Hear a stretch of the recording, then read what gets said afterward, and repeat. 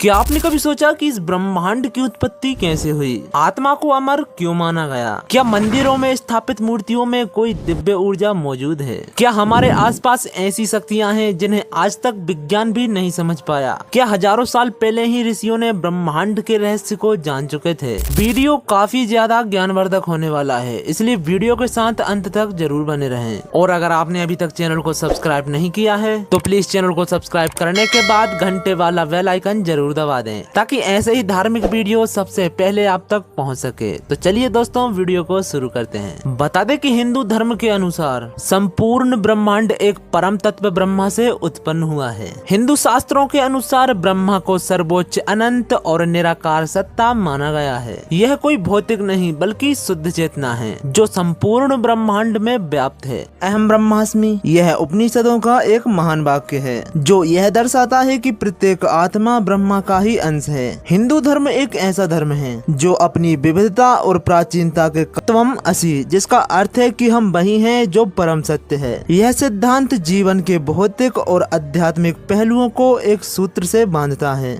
जो बताता है कि आत्मा और ब्रह्मा दोनों एक ही हैं। यह अवधारणा माया के सिद्धांत से जुड़ी है जो इस संसार को एक भ्रम मानती है और वहीं हमारे हाथ में ज्ञान की सीमाएं उत्पन्न करती है। हिंदू धर्म के अनुसार माया बह सकती है जो ब्रह्मा को भी छुपा सकती है और हमें संसार के रूप में भ्रमित करती है। माया के तहत दुनिया हमें जैसी दिखती है, असल में वैसी नहीं है। ओम को ही ब्रह्मा का मूल मंत्र माना गया है और यह 3 ध्वनियों से निकलकर बना है, आ, उ और मा। यह ब्रह्मा, विष्णु और महेश तीनों का प्रतीक है एवं ध्यान और साधना में इसका आध्यात्मिक महत्व माना गया है। हिंदू धर्म के अनुसार विज्ञान और तकनीक का इतिहास बहुत पुराना है। प्राचीन समय में हमारे ऋषि मुनियों ने ऐसी चीजें खोजी थी जो आज भी चौंकाने वाली है। आइए उन्हीं में से कुछ विशेष तकनीकों के बारे में जानते हैं। प्राचीन ग्रंथ में ऐसे विमानों का जिक्र है जो आकाश में उड़ सकते हैं। महर्षि भरद्वाज के विमानी का शास्त्र में कई तरह के विमानों का वर्णन है जो आज के हवाई जहाजों से भी ज्यादा शक्तिशाली थे। कहा जाता है कि रावण के पास भी पुष्पक विमान था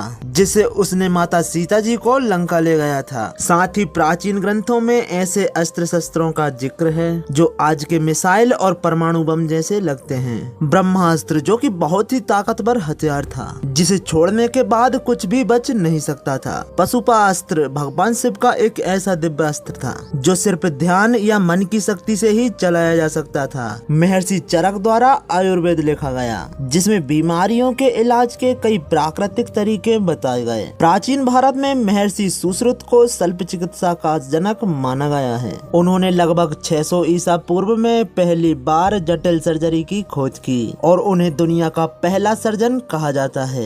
हड़प्पा और मोहनजोदड़ो में ऐसी कई नालियां और सड़कें बनी थी जो आज के आधुनिक शहरों जैसी थी। कोणार्क का सूर्य मंदिर और ब्रह्मदेश्वर मंदिर इतने मजबूत हैं कि हजारों सालों से बिना किसी नुकसान के खड़े हैं। प्राचीन ऋषियों द्वारा योग और ध्यान की खोज की गई थी जिससे शरीर और दिमाग को स्वस्थ रखा जा सकता था। हिंदू ग्रंथों में ध्वनि से चलने वाले हथियारों का जिक्र मिलता है। महाभारत में अर्जुन के पास एक ऐसा धनुष था जिसकी टंकार से दुश्मन डर जाते थे। आज के वैज्ञानिक भी सैनिक बेचन अर्थात ध्वनि से दुश्मनों को बेहोश करने वाले हथियार पर रिसर्च कर रहे हैं जो कि प्राचीन समय में संभव थे। बता दें कि पाणिनि द्वारा भी संस्कृत व्याकरण के जो नियम बताए गए हैं वह भी आर्टिफिशियल इंटेलिजेंस और कंप्यूटर प्रोग्रामिंग से मिलते जुलते पाए गए हैं। कई विदेशी वैज्ञानिकों का मानना है कि संस्कृत दुनिया की सबसे बड़ी वैज्ञानिक भाषा है और आज भी इसे कंप्यूटर कोडिंग के लिए इस्तेमाल किया जा सकता है।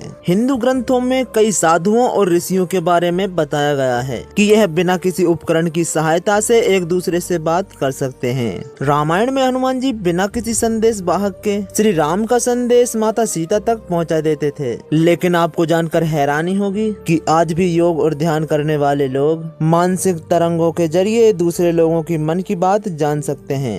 एक बार जब महाभारत के राजा कांकुंदी अपनी बेटी रेवती को लेकर ब्रह्मलोक पहुंचे, लेकिन जब वह वापस धरती पर लौटे तो धरती पर कई हजार साल बीत चुके थे। यह टाइम डायलेशन का सिद्धांत था जिसे वैज्ञानिकों द्वारा बहुत बाद में खोजा गया।